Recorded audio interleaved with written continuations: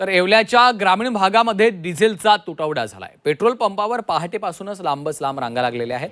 अन्न पाण्याविना शेतकरी रांगेमध्ये ताटकळत उभे आहेत। पेट्रोल डिझेल अभावी शेतकऱ्यांचे हाल होत आहेत आणि याचा आढावा घेतलाय आमचे प्रतिनिधी सुदर्शन खिल्लारे यांनी। सध्या पेट्रोल डिझेल टंचाईचा सामना हा संपूर्ण देशभरात होत आहे।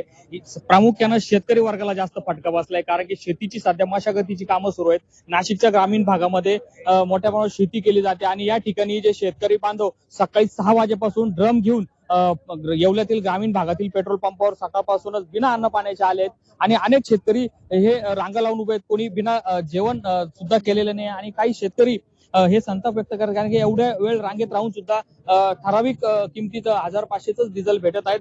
शेतकरी आपल्या सोबत आहेत। दादा, काय सांगशील, केव्हाचा तू उभा आहे, डिझेल भेटलंय का? मी सकाळी 6 वाजेपासून बसलेलो इथं। डिझेलची आत्ताशी गाडी आलेली आणि त्याच्यात 1000चं डिझेल देत आहे।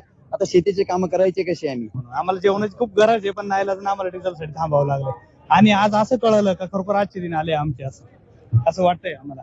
शेतकरी अतिशय उद्विग्न झालेले आहेत, कारण की बिना अन्न पाण्याचे शेतकरी पेट्रोल पंपावर सकाळी 6 वाजेपासून रांगा लावून उभे आहेत। त्यामुळे शेतकऱ्यांना डिझेल पुरवठा प्राधान्याने व्हावा अशी मागणी आता होत आहे। सुदर्शन खिल्लारे, झी मीडिया, येवला, नाशिक।